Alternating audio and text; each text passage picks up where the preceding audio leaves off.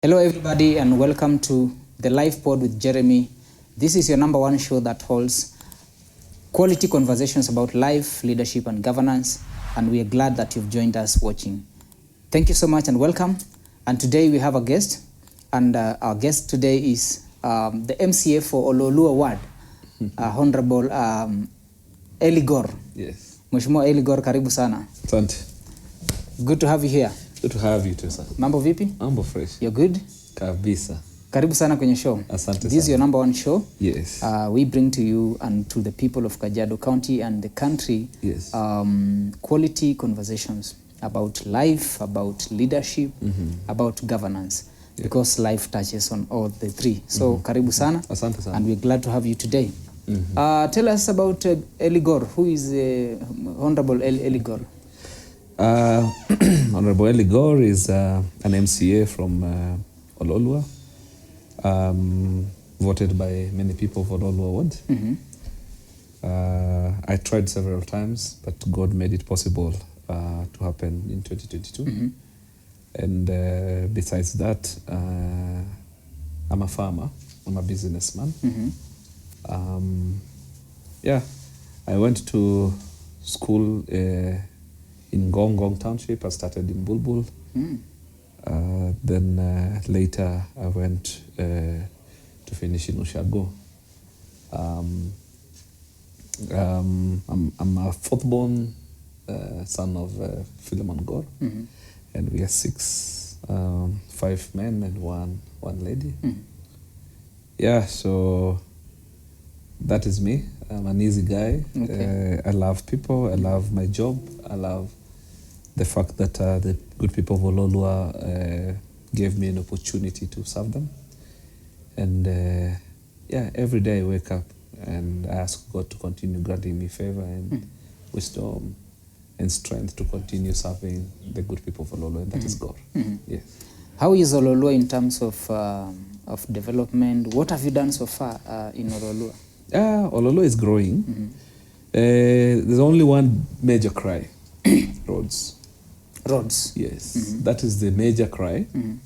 But we are pushing, fighting to make sure that that cry is settled. And so there are a bit of disappointments, because of what we get from our county. The other day, of course, there was a program that was introduced so that we could get graders and rollers and trucks to sort out our feeder roads. We saw that. We saw the governor launching the trucks and the lorries and the tractors. Yeah, it started for a very short time, then it stopped. What was it all about? What was it meant to achieve? The whole program of the tractors, the graders, because we saw them at KCB being launched by the governor. Yes. So what was the achievement was us getting to the most remote places and the roads that have never been touched before. But you're still complaining about roads even after having that? Yes, we are still complaining about them because it did not serve the purpose that we intended. What happened? Of course, you cannot work for free. You cannot work for free. So the providers did up to some percentage, and they demanded for payments. And so up to now, we're waiting for them to be paid so that they can come back and continue, because it was a program that had a budget, and there was a certain figure that we had set aside to serve the people of Kajiado County within the 25 wards. How much estimately was set aside for that? More than 100 million. More than 100 million? Yes. And why couldn't you just think of maybe the county buying its own? For example, even if it's two. It is one of the discussion that we had fronted, so that we can also get 2 new machines and repair the old ones. So at least if we have each constituency with a grader, and maybe an addition of a roller. A low loader, you can have maybe 1 or 2 or even 3 in the county. That is okay. It could always move here and there. Because the grade, I understand, because most of our roads are for those which are graded. Off-roads. Having one grader per constituency. We have 2 graders right now. That in the is, county. yes, that is functional. But one, I know, I had one is not functional yet, although it's new, but it's not functional. Sometimes the drivers will complain that they don't have the tires. We have that issue. We have that issue, and we are praying that this is an issue that should be addressed once and for all, because every department has a budget. So it's just a matter of sorting yourself out as a department to make sure that we serve our people well, because we put aside budget for every department. As you set aside the budget, do you interrogate the long-term arrangement so that you don't begin something, then you end up being frustrated before it accomplishes? We do. We call them to the assembly many times. We call them to the assembly many times. But I can just say that there's a lot of work that needs to be done, and it is important that when you are given a mandate, to serve the people in whatever capacity, just serve the people. Just serve the people. It doesn't matter whether you're an elected leader or you own an office somewhere. Yeah, you have been given this position. You have this office. You're a director. You're a CEO. You're a CC, you're a junior officer. Don't wait till you get pushed to serve the people. These people of Kajiado are taxpayers. They're expecting that us who are now here and have been given an opportunity in 034 to deliver for them, then that's what they're expecting. So now if you start throwing, pointing fingers and throwing words to each other, it's not helping. Mine is very simple. Let us just serve the people of Kajiado at the end of the day. It is a bit disappointing. Like the other day I was looking at, since 2013 up to now, whatever has been allocated to Kajiado County is about 78 billion. 78 billion? Yes. That's what I saw. I saw it since the devolution? Devolution. Till now.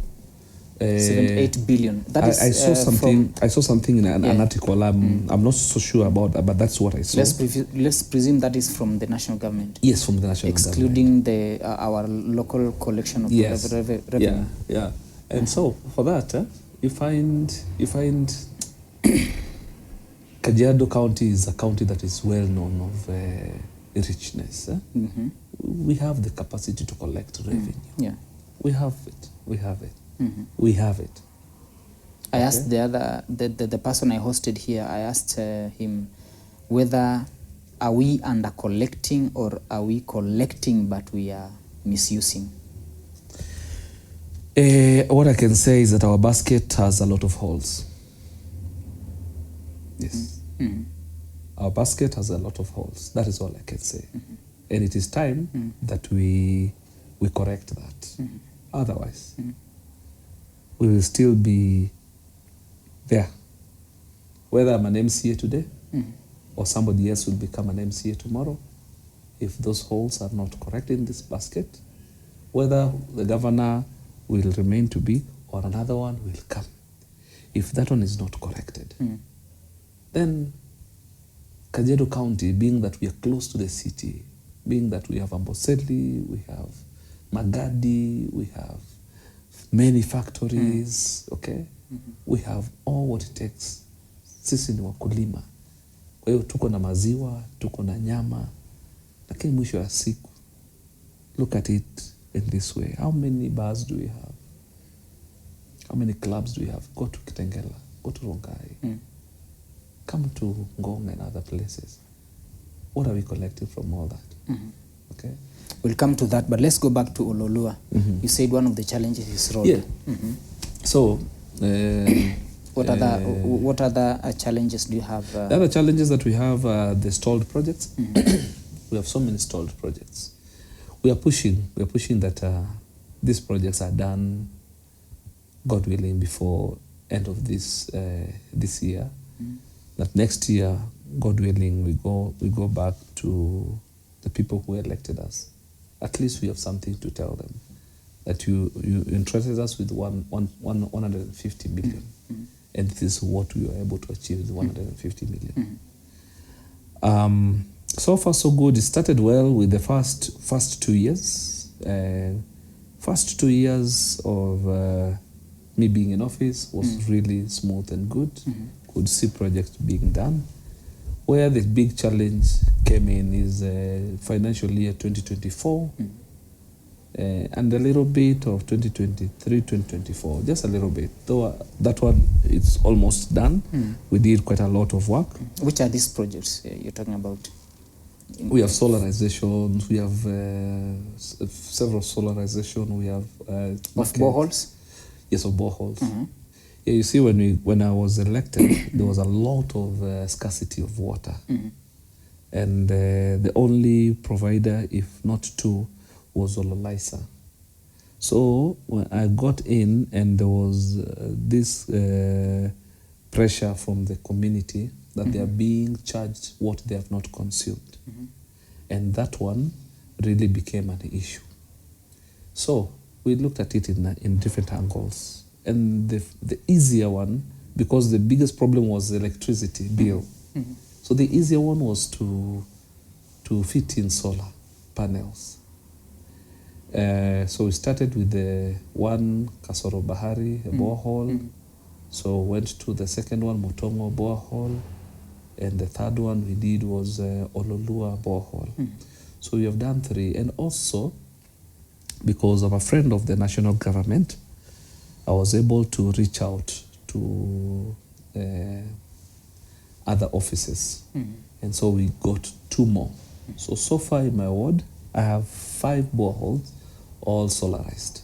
Okay?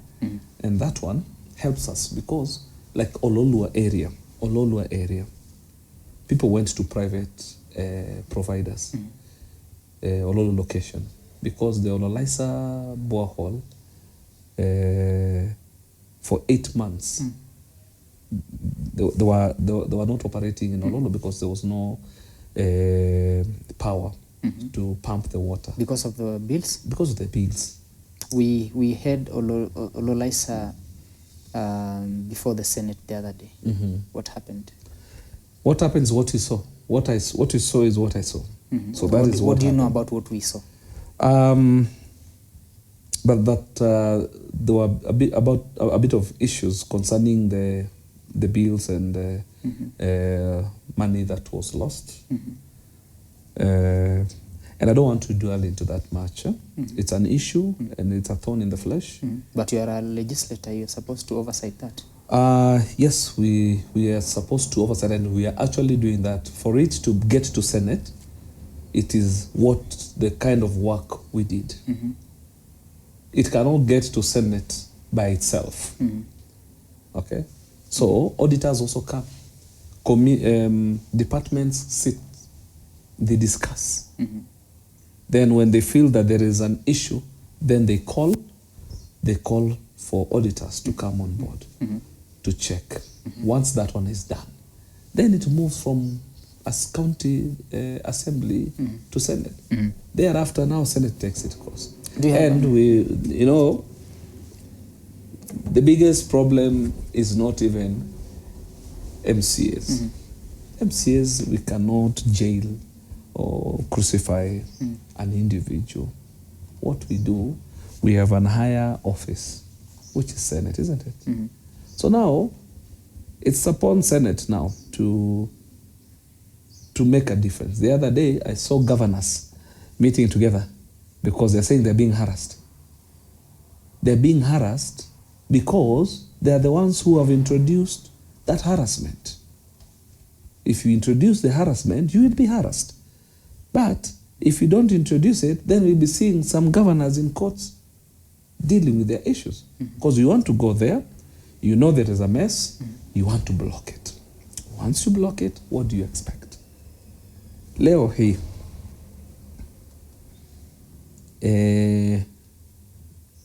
ukizoesha mnyama wote, maybe carnivorous, mzoeshe nyama, muonjeshe nyama, kesho muonjeshe, kesho kutwa, it will not go for that piece, it will go for your hand. Because sasa it wants more. Hiyo nyama mmewahi kuonjeshwa nyinyi? Tunaonjeshewa wapi? And we have no interest ya hiyo nyama. I'm just giving it as an example because of the kind of noise they were making. Because what else? Yeah, I'm just speaking as a not as an MC now. I'm speaking as a Kenyan. Yeah, what I've just observed. Okay. Yeah. So now issue of Oloolua. With the projects, we have done what we have done. There are those that are not complete. We are pushing for contractors to go and do it. You know, you cannot go and cane a contractor, and it's not even our mandate as MCAs to run after contractors for them to come and work. You will remind a contractor whose mandate is that? It's the head of departments. And but you as MCAs, you have the power to impeach these people, to remove these people in office. Yes, we do. If you feel that, and it's evident that they are not working, yes, that is the truth you have. But we have a problem with the MCAs here in Kajiado because you'll say so much about the CEOs or other people not being hands-on on their job to follow up, because you say MCAs, if you'll begin to get into contact with contractors, it will be something else. But now you have the constitutional mandate to remove these people in office.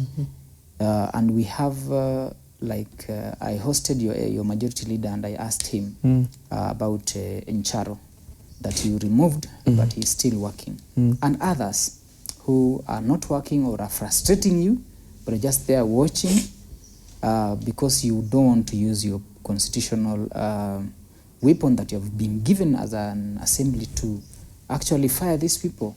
Not just calling them to the assembly or to the committees and telling them, oh, this. Fire them, because you have that power.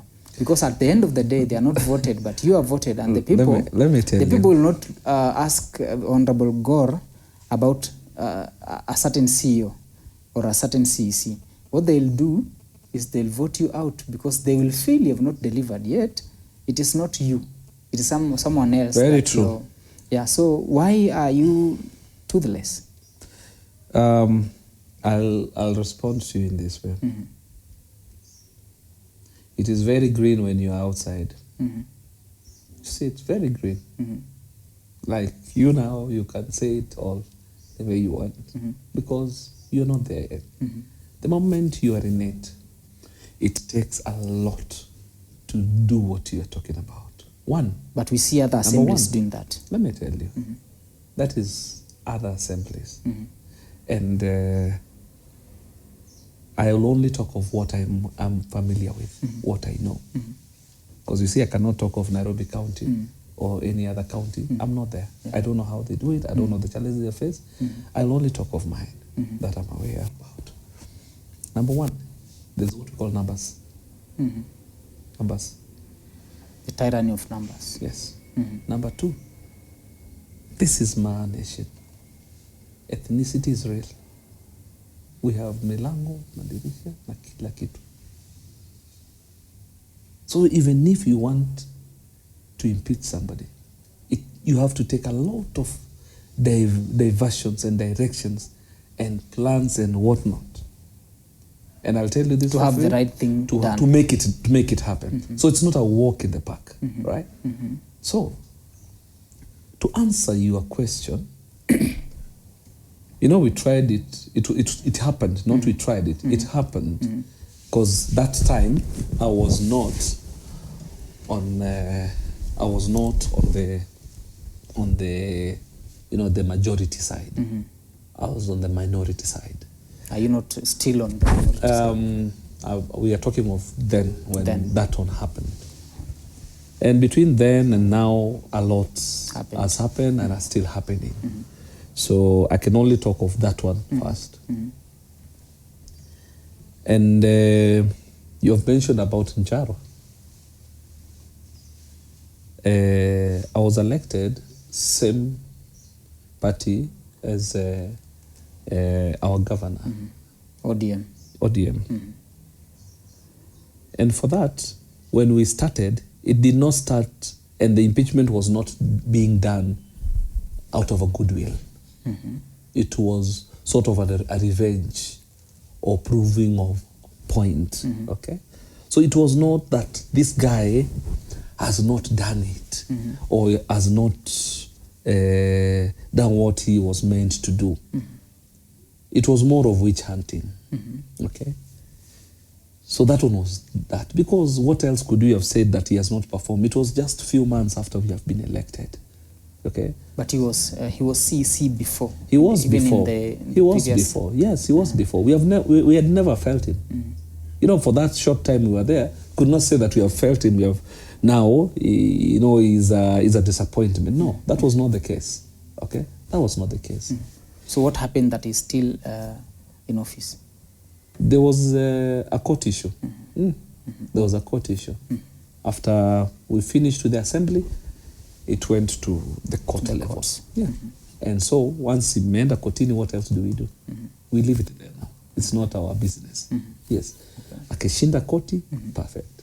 Asiposhinda, ndio hivyo. So second, kuna technicalities pia pale. You would wish to impeach somebody. Alafu, kuna a small thing, a small window. Something crosses. Inakuwa sasa hiyo haiko. Ndio impeach mtu tena, ni baada ya miezi 6. Mtu anaendelea na shughuli yake.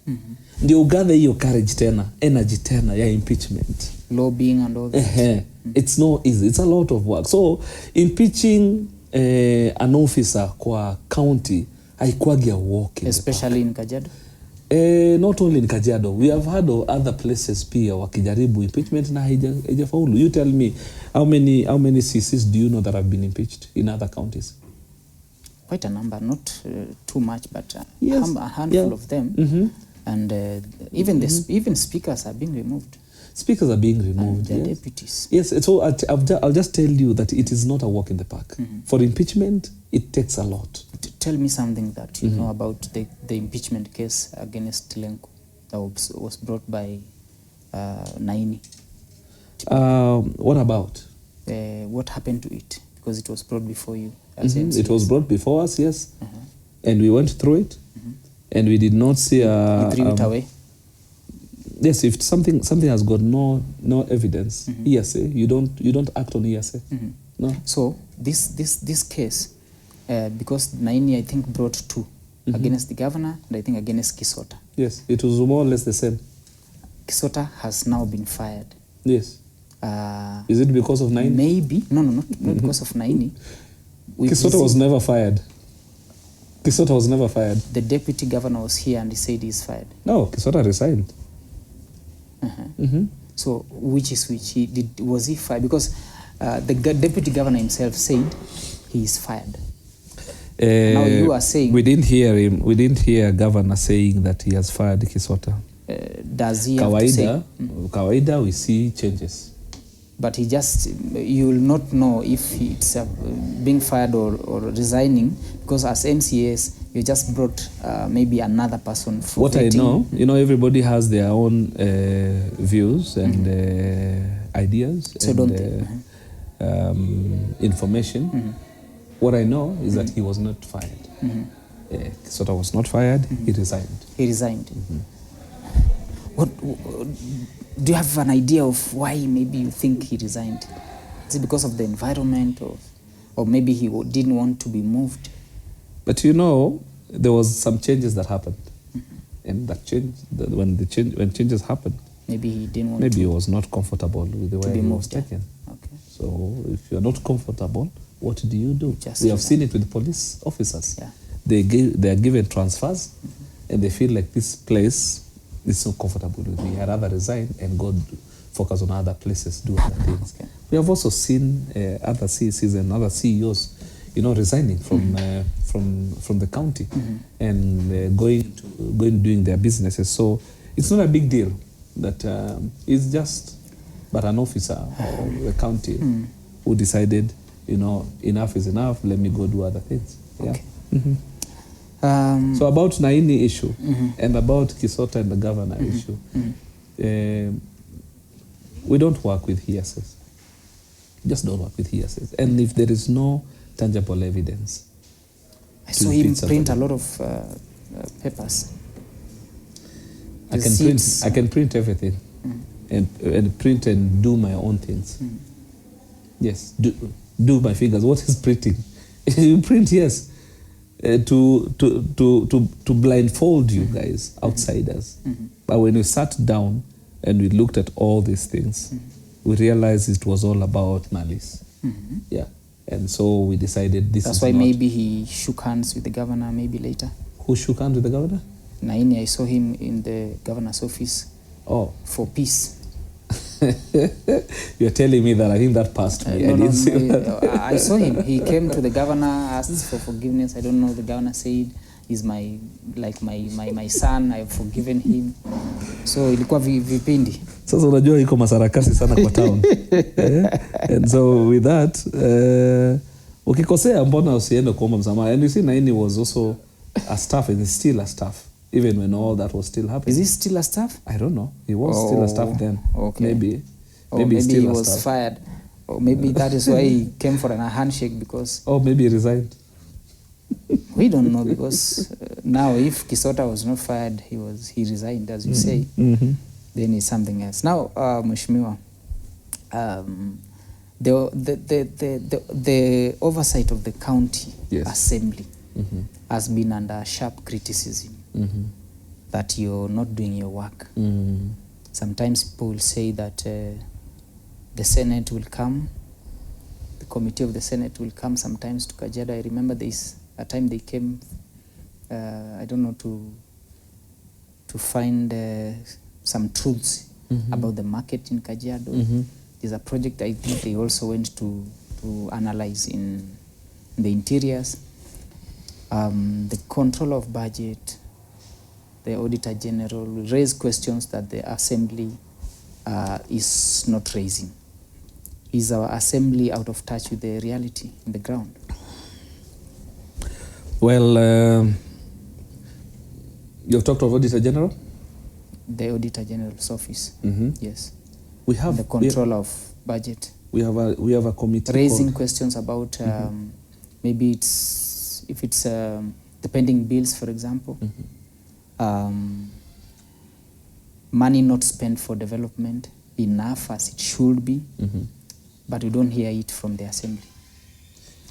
Why can't you just be vocal?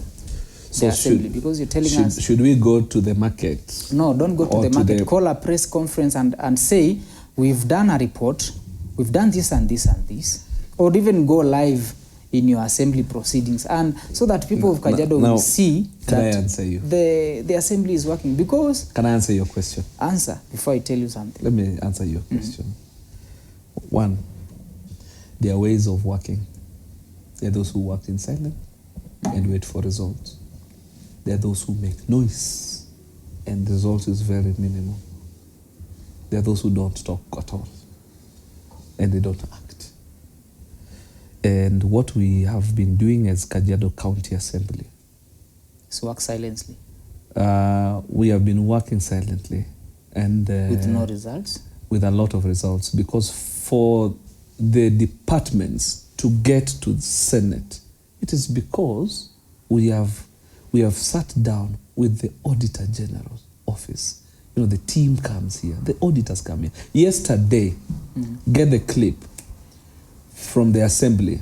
We had a Department of Health, from the head to the last one, the entire county, grilling them, getting to know or wanting to know where there is a query. Sawa, did we have now to go to call all of you and tell you that this is what we have done? Their system of how things are done. From there now, these auditors, if they feel it is not sorted out or how it's supposed to be, the next level is Senate. That's why you see them there. We are used to sitting with them in our committees. I'm in PICPAC that does oversight of how the executive works. And we have them. Even the water one. It was just the other day we were there. And it went to Senate. We have been having them several, and we have a lot of files that we are pushing now, depending on the timeline that we also have. Again, there's a time you will give the department to rectify. Okay, we feel like this one is not correct, or yes, they have identified with it. So, how long do we need to give you to go and correct? So they do it. Once it is sorted, then do you have again now to go to the next level? No, you don't. You don't do that. Okay. You don't, no. So I want to answer you that it is not necessary to now publicize it. Well, we can work on it quietly. When it gets to a point that it is now too much and it is not possible now, as in it's beyond what you are expecting, then you'll make noise. No, tell me okay? what. Because yetu ni kupeleka kwa Senate. Tukishafikisha Senate, tunangoja pia kuona matokeo Senate. Tuache ya Senate, turudi kwa county. You say that you normally meet these people over issues, this issue, that issue. Different departments. Different departments. Do you have a department that, or a team from the assembly that interrogates about stalled projects? Well, that's a good question. We don't, there is, yes. There is, not really stalled projects, but you see, we normally, everybody has a ward. And you will not go as a team to go and handle stalled projects in different ways, unless it is in a certain department. Okay?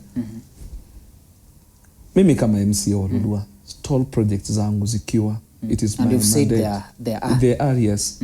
What I do is, one, I approach the department heads. Silently, as you said. Silently. Okay? Push with the department heads. The moment you feel now this is becoming too much, I've done more than, moves, enough moves, to his office or to our office, the next thing, I seek statement. I go to assembly, I seek statement. So for that CEC to come to assembly and explain why I have been going to his or her office for 5 times, 10 times, and nothing has happened. So far, have you reached to that point of seeking statement? Yes. Yes. We have market in Kerarapon that was done even before I was an MCA. Okay? And Imelala. Right? We have an issue with my health center. There is a building that was done before I was there, and that building is cracking. It's going down, and it has never been used. Have you seek statement about yes, that? Yes, I've done that. And these ones are there. These things are there, and the moment it is done, now that department, health, trade, like that committee, it's now called the department, and they sit down to get to know this complaint was brought to us. Why is this not happening? The other day, there was this mchezo mashinani, all right? And it raised issue mob that there are some wards that never participated, and it was for the entire county. The education were called, right? There was an issue another time with the education, also bursary issues, whereby there were some checks, the bounce. The department was also called. We have been doing that all along. But now, Eligor, you're doing this. Do you think the people, the layman, will understand when you tell him, I will go and seek statement? Because these people, they want to that is because that is a procedure to be followed. No. Number one, these are the same people who you want to serve. Yes. Sawa? If it's the market, for example, they want to see it working. And if they don't see it working, they presume that this is failure. By who? By their MCA, their representative. Why do you think you are supposed to work silently? Yet the things that you're working silently for, they are shouting. The failure is shouting. It's shouting more than the procedure you're talking about. And that is a problem I think the assembly has. I think there's a problem with how you communicate issues, especially between procedure and the people. Because the people, Ukiakuja leo nianzishie soko, ifike katikati, ikwame, na sio kwa mwaka 2, kwa miaka 3. Ikikwama, I can never understand the statement. I can never understand procedure. The only language that the people of Kajiado County will understand is the language of development, delivery, and result. And that is lacking. Good question. Yes. Good question. But let me ask you also,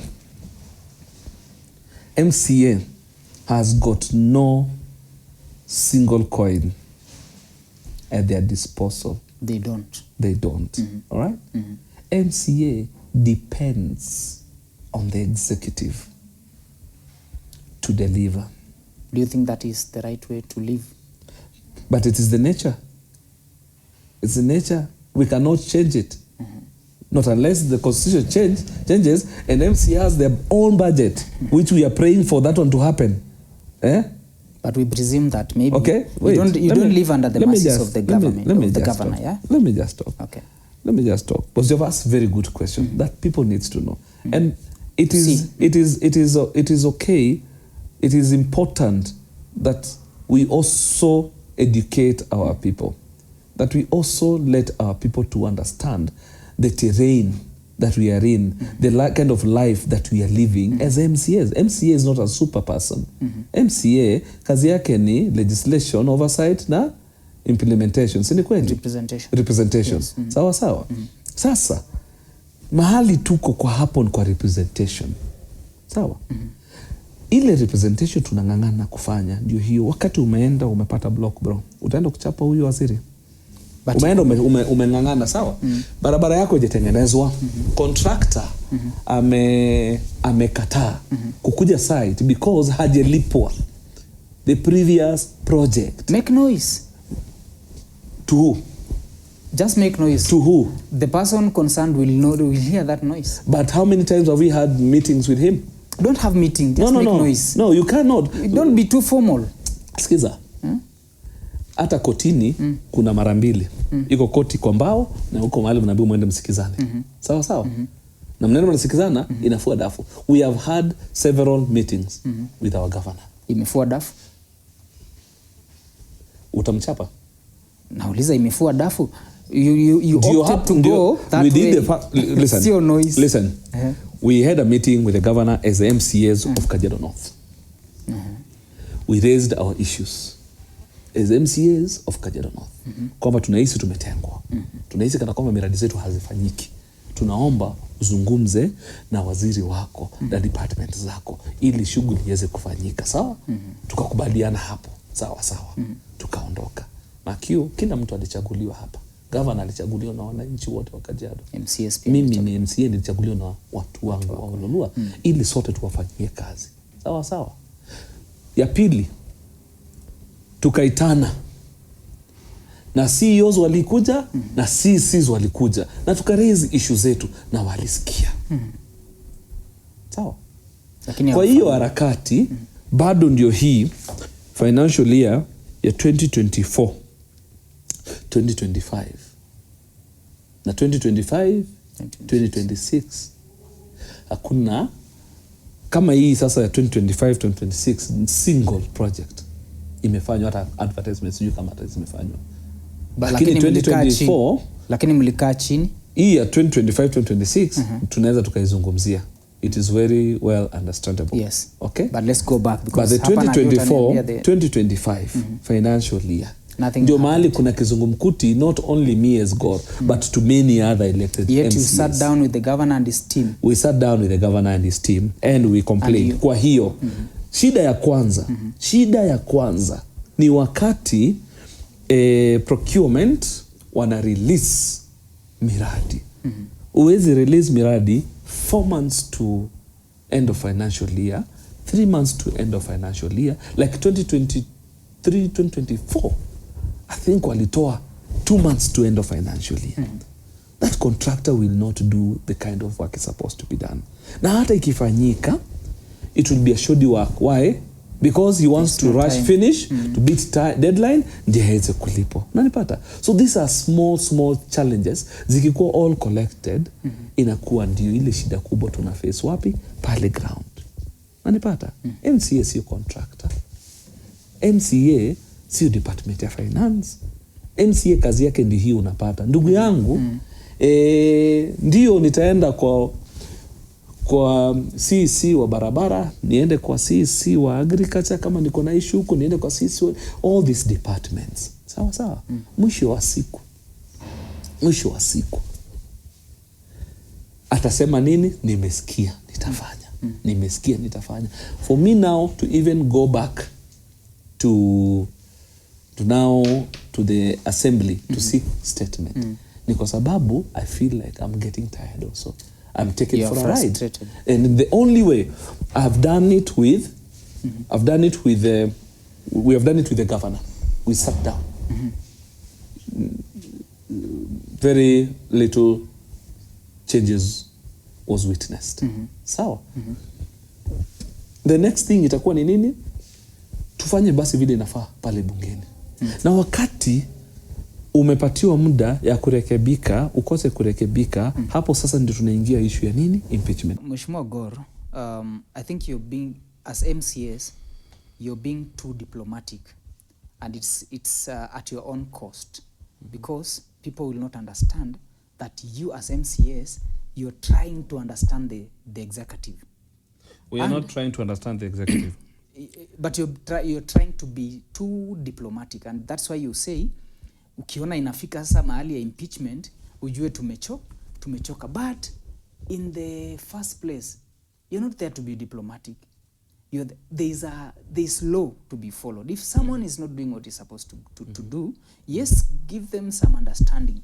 But if it comes to the point that it's frustrating you and the people of Oloolua, for example, because you represent not the people of Oloolua not by being their MCAs alone. You represent their feelings, their emotions, and their lives, their daily lives. Very true. You see, so if they are frustrated and they don't feel good, represent the same in the assembly by not understanding anyone, by not understanding any CC, any CEO, any governor, any contractor, because at the end of the day, it is the MCA who will be told you are not working. Like now, I'm not here with any CEO. I'm here with the MCA because the buck stops at your door. My brother, this is what I will tell you. Yes, the contractor has not come. I've gone to the CC's office several times. I've called him several times. We have had meetings. You know, we work very closely as MCAs for North. We sit together and we try to address our issues. We have done all that. The only thing left is now to handle it at the assembly level. And you didn't wait for me to finish. What normally happens when it gets to that point? At that point is when now impeachment becomes real. Because now, these are a number of times I've come to you. We have brought it here. We have given you as department or a committee to work on your problem, get to know why is the contractor not coming back and whatnot. But bro, even all said and done, these contractors are also human beings, okay? This contractor has done maybe 2 works somewhere else, or they have done it halfway, 60%, 70%. As much as we want to push and have our cake, what about that one who is preparing that cake? Who is going to take care of that person? Okay? They are our brothers, they are our friends, they are our neighbors, they are our voters. This contractor has done this job, 70%, amerejea certificate, hajalipwa. Okay? Haya. Waziri wa finance ni top. Untouchable. CEO of finance ni top. Unreachable. How do you rate Kisota in his tenure as CC Finance? Was he really making life for difficult? He was making difficult. Because everybody cried during his tenure. Yeah. Because I'll only speak on behalf of the people who frustrated, including us. as MCS. So you'd say that maybe sometimes that could be the reason why why he didn't want to be why moved. we don't get development. Okay, because wewe umekuja umeanza mradi yako, umefanya raise certificate, ulipwe, utaenda kumaliza na nini? Si hiyo nini stall. Kama sasa soko ya Kirarapon, jamaa alianza na akaanza akafanya I think 40 or 50%. Anahitaji kumaliza, raise certificate, askizwe, hailipwi, haipeanwi. Huyu mtu ataenda kuchukua pesa wapi kumaliza? What guarantee does he have that ikiisha complete 100% atalipo pesa yake kama 50% alipo? So tell me, the CEC is under the governor. Yes. And still we have the oversight, we have the assembly, which can also pile pressure either on the governor to talk to his CEC to act, or on the CEC. And you still here saying that we have done what you are saying. That is why we called for a meeting. The last meeting we called for procurement, CEOs, CCs, and governor's office. We sat down at his residence and we spoke about our frustrations. Why has it not been sorted out?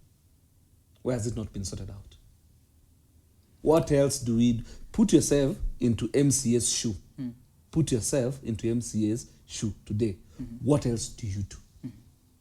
Now that utachukua kiboko uende uchape an individual, mtu ambaye kabisa alitoka kwake akisema na hapa ya kwamba, manake hiyo squad yote walishika Biblia either pale kwa governor nje ama kwa assembly ama kwa umati, wakisema na hapa ya kwamba nitatumikia watu wangu wa Kajiado. Si kweli? Sasa imekuaje tena?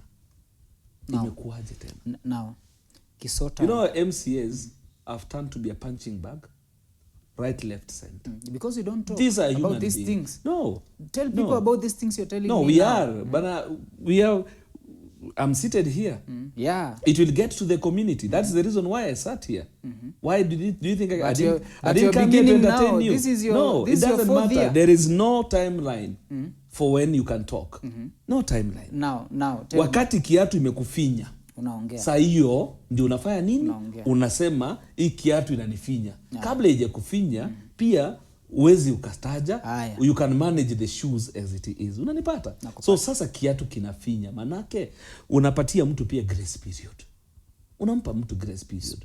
Unasema huyu pengine ni mslow kwa darasa na anaweza ka change, wacha nimpe muda. We are all there. Hata wakati umeajiriwa kazini kama dereva, upigishe bump ama upigishe pothole, utaambiwa simamisha hapo, shuka. No. Huyu dereva uneni boss wako atakupa muda kidogo. Ya maybe uzoee hiyo gari, pengine ile uko unaendesha na hii ambayo unaendesha sasa ni mbili tofauti. Unanipata? And that is what happens, because you even get people being moved from one department to another department. From one department to another department. I didn't see Oloolua performing when he was on road, when he was in roads department. But today, Oloolua is really performing. Mgala muwe haki yake mpatie. Sawa? So, unapata kuna ule ambaye ukimweka mahali ndiye anakimbia vile inafaa. Na kuna ule ambaye utamchange from this department, umweke hii, umemuua. And that is the problem we are having. Kuna wakati watu walikuwa wanamuita Kisota Matiang'i. Is it because they feared him? Who are calling him Matiang'i? The junior staff. Yes. And the many people in the county. Unajua hata mzazi anakuwaga na majina yake. Hata mzazi baba yako kuna majina mlikuwa mnampatia. Sawa? So, inalingana na ni vipi mna associate ama ni nini anafanya mumuite hivyo. Hata shule tulikuwa naita walimu majina tofauti. Unanipata? Kulingana na ile approach amekupatia ama how anawa handle. Sawa? So that is it. Now tell me one thing. Kisota is now gone. Loisa also said the same, that he has been the thorn in the flesh. Yes. You're still saying the same thing. Do you think that there is now going to at least be there's going to be some we changes? have a lot of faith in Semera. Yes. Personally, I have a lot of faith in Semera. And many contractors feel like there will be a lot to be done in terms of payment, and stalled projects. We'll start seeing them happening or working. December, people went home without salary. Without salaries. Why do you think he will do this person, what would you call him? No, this is a parent. And we have so many parents. You can imagine junior staffs who depend on hand to mouth. Yeah. Ni wangapi waliuza ng'ombe zao ambao ni akiba ya Januari kwa sababu watakufurahisha watoto. People cried. Watu walilia December, January. Watu wamekuja kupata mshahara lini? Uko na grade 10 anahitaji kujoin shule. Grade 10 anahitaji kujoin shule. Kuna wale wa grade 7 wana join shule. Unanipata? Then wewe you're comfortable because you want to prove a point or you want to punish somebody. You end up punishing the entire county. Unaweka county mzima on standstill. Okay. Kisota is not here to defend himself. Na utamwita tu akuja akuje. But why as MCAs, kwani did you see this late? Hamkuona hii kitambo muongee, you impeach him or you do something? Ama you kept thinking that things will change with him? I think I mentioned that earlier, and I said you are gracious. Impeachment is not a walk in the park. I know. Na kila mtu wako. Mimi ningekuwa niko na hiyo tashwishi na yeye. How he works. Si ati kama alikuwa adui wangu. No. Kisota alikuja kunisupport kwa kampeni yangu when I was campaigning. Sawa. Lakini how he was handling contractors in the county and hata kama ni best yangu, kama unafanya vitu ambaye ikai poa, sitafurahia, sitakupigia makofi. Get? It was not just what I appreciated, because some of us now we are suffering. Quite a lot of us MCAs we are suffering because of the stalled projects. And it all happened like that because walifanya kazi wameraise certificate, pesa hii imefika na pengine imekuwa diverted to other things pengine. So huyu contractor lazima apige magoti ndiye aweze kulipwa. Asipolipwa hata rudi ground. Na kwa sababu sisi sio peke yake county ambaye tunapeana miradi, they will rather go to another county that will listen to them and respect their hard work, walipwe. Okay. Sisi miradi zetu zimekwama. Bro zimekwama. A lot of them. A lot of them. Hold on, Mheshimiwa. Nana. Eligor, the MCA for Oloolua ward in Kajiado County, Kajiado North constituency. Here on the show. And a disclaimer is that the views expressed by him does not in any way represent the views of the Lifepod with Jeremy. And Mheshimiwa, now we are here. We know the state of the county. And so what do you say about, in a nutshell, what do you say about the state of the county in terms of development as we speak now? It's not in a good state. It's not in a good state. It will only be in a good state. You can't be proud of it. No. Okay. No. I'm not proud of it. Okay. We need to do more. We need to do better. Okay? We need to do better. The little that we are getting, can it be reflected on the ground?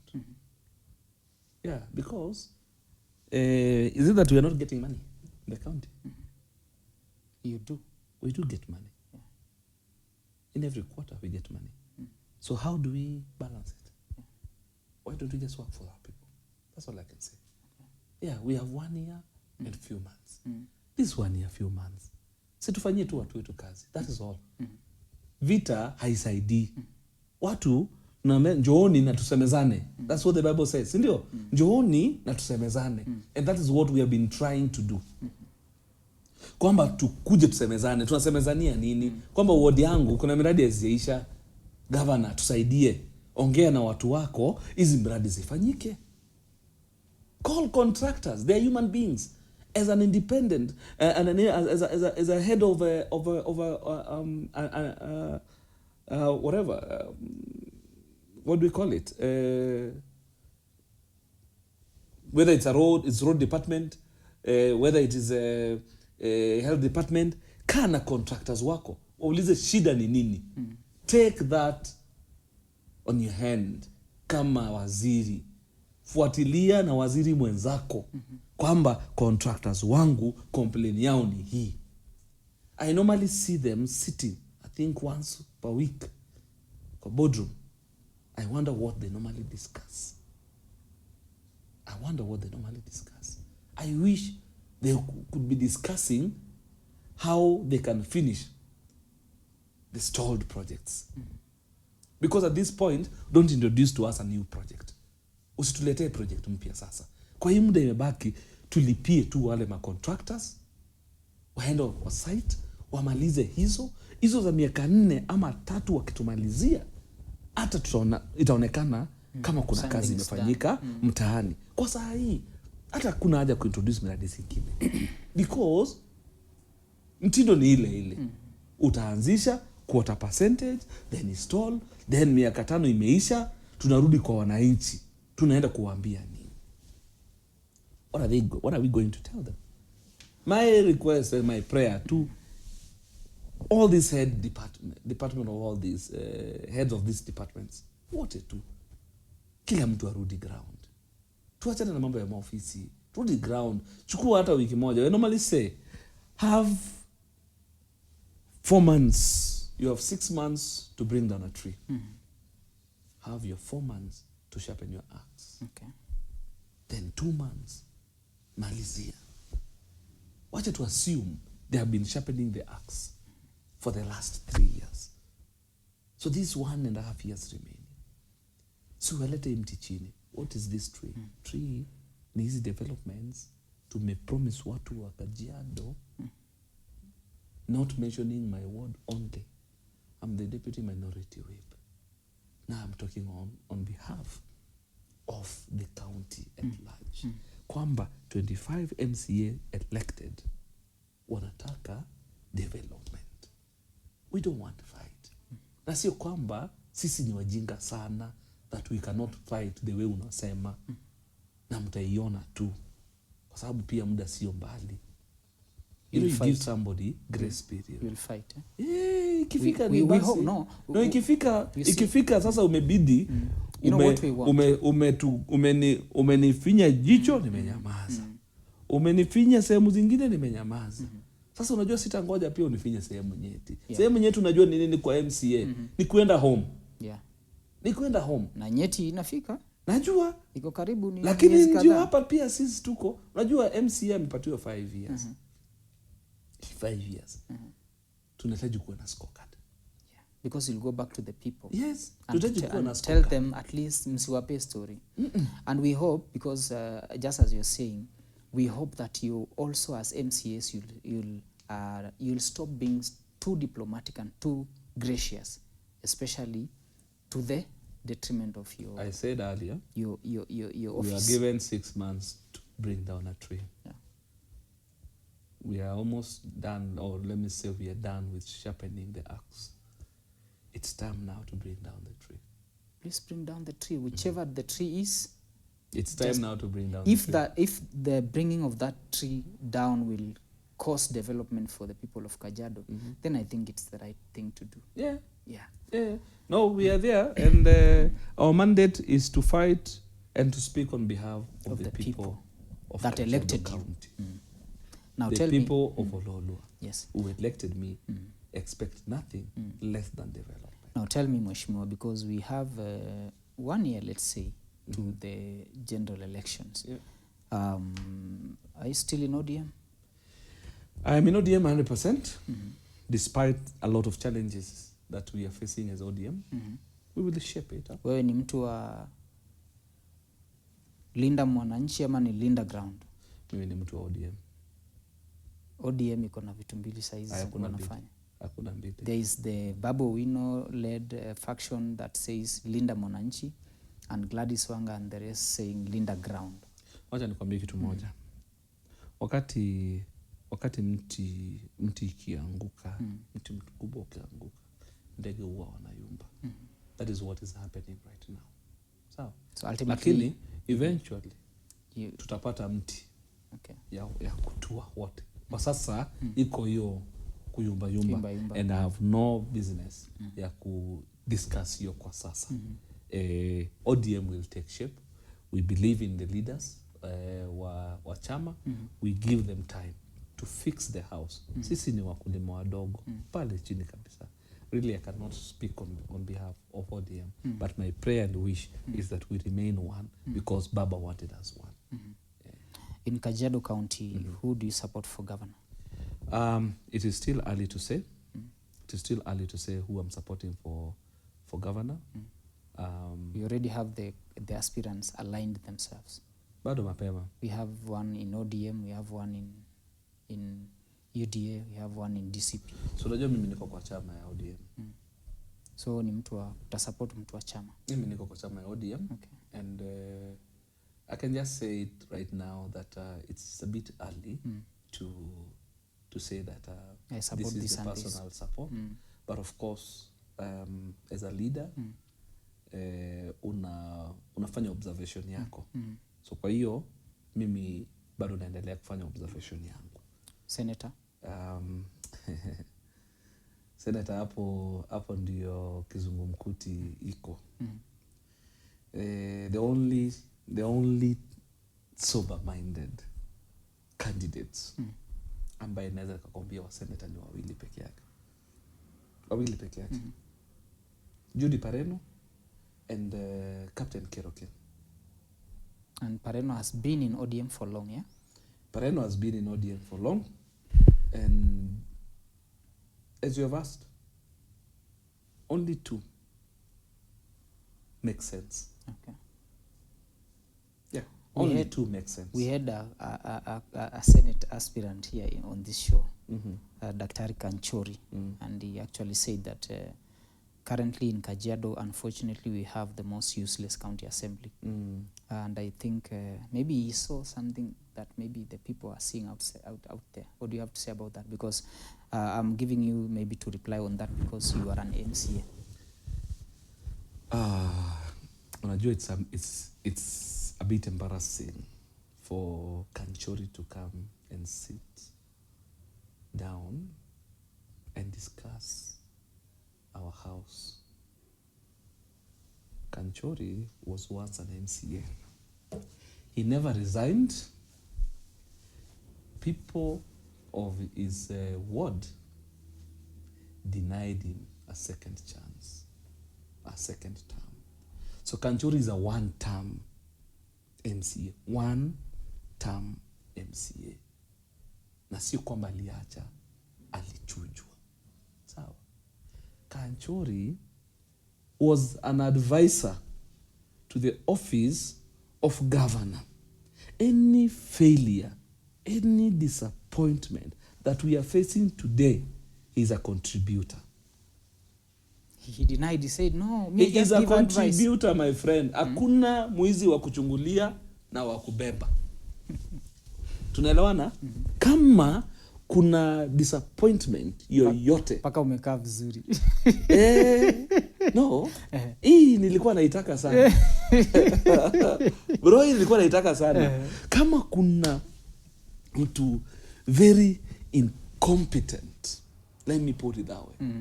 Mbona watu wa Kajiado East walimnyima kuwa member of parliament?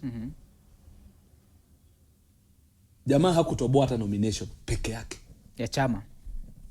Wewe ulimuona kwa ballot? Kwa nini? I don't know. Sasa yeye anajifanya gun hapa. Unajua vizungu mingi. Anajifanya gun hapa. Mimi ndio nilikuwa nafunza Kanchori mambo ya gunism kwa ODM. Alikuja ODM, akakuta joto ni mingi, akatoroka, akaenda TM au Jubilee. Yes, it started the ODM. I know Kanchori longer than now. Yeah. Ni best yangu, lakini it is wrong kukuja kusema ati the most useless. Unajua saa ingine nimesikia pia akiongea mambo ya project ya pesa kurudishwa. Pesa inarudishwa ndugu yangu.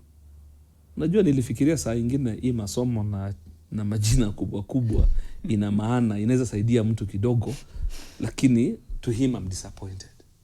Why? Is because wewe unajua hakuna county yoyote ambayo imetumia pesa yao yoyote kwa 2025-2026 financial year. Reason being kulikuwa na new development ya procurement ambayo haijafanya kazi. So hiyo pesa mtu governor angechimba kashimo ajiweke hiyo pesa kama hakiba. Si kuna system ya kuhandle pesa. Ikifika wakati fulani haijatumika rudisha, si ya mama ya mtu, pesa ni ya serikali. So him trying to incite people to gain popularity kwanza na MCAs, hapana, hiyo ni ufala, imeenda shule. But you say but again mheshimiwa, he didn't say, was he wrong when he said that there's nothing that has been spent on development? It's true. No, can you tell people why? Si wewe umekuwa advisor wa governor. Si uambie tu watu ukweli. Don't make it look like people are not working. Don't make it look like people are absent. They are just being paid for nothing. He used that word, being paid for nothing. Does he know how much we do kwa ground? Wakati usiku mtu amekwama, ni mgonjwa. Kenyatta, how many times do I go to Kenyatta to go and get people from there? Watu wamekwama, miili za watu zimekwama, Mbagathi. Does he know how we suffer to give people food? Does he know how much we spend to knock on the national government offices to give our people opportunity ya kupata development na other distributions zinapatikana from national government? So does he think that kukuja kwa assembly peke yake ndio kazi ambayo tuliajiriwa na wananchi wa Oloolua? No. That's being stupid. So you don't agree with his sentiments? But who will agree with such stupid utterances? No, who? Hata mtoto wa shule wa jana hawezi kubali upuzi kama hiyo. Okay. So let me tell you.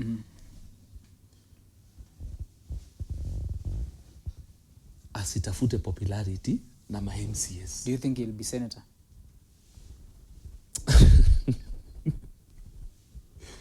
Unajua kuna ndoto ya mchana na ya usiku. Hiyo ni ya mchana. So always make. Farasi ni mbili. Pareno ama Keroken. Take it to the bank na tukutane baada ya uchaguzi. Tell me about your house.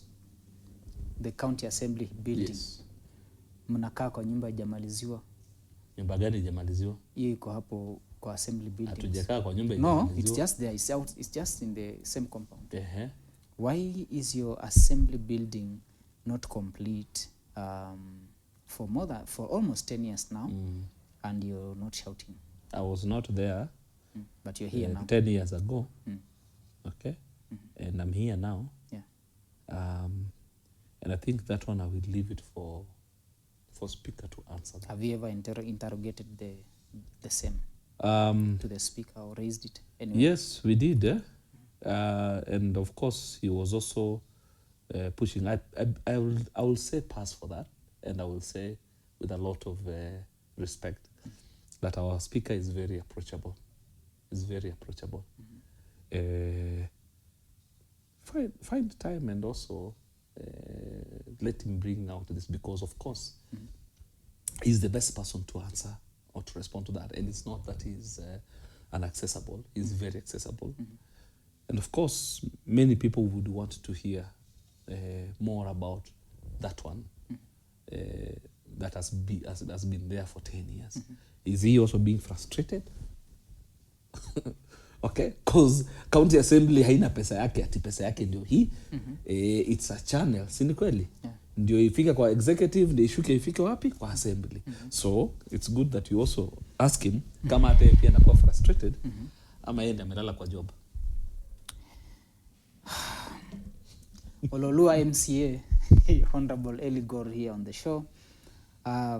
And the show is getting hot, I'm telling you. But thank you so much for showing up.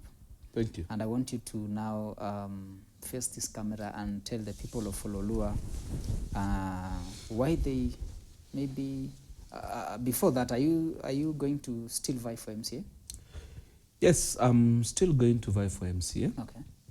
And I thank God that He has given me this great opportunity to become an MCA of Oloolua Ward for the years I've been. And I'll tell my people of Oloolua that I'm up to the task. I know your challenges. I know your frustrations. And that is the reason why I decided not to hold on and wait to what I'm getting from the county government, and made friends with the national government so that I can achieve for you, or help you achieve that one that you have always wished for. And the biggest problem that we are having or facing as the people of Oloolua are our roads. I want to promise you that the remaining period before we get back to our election, I will do the best I can afford to make sure that our roads are well done, that our roads are passable. As you all know, we have managed to achieve what we have achieved from the national government. We have managed to get a bit of boreholes. We have managed to rehabilitate boreholes that were stalled. The huge challenge that we are facing as the people of Oloolua are our roads. And the biggest one is Oloolua Ngong, Oloolua 46, and Oloolua Forest. That one, we are working on it. And it was meant to be advertised this month, between last month and this month.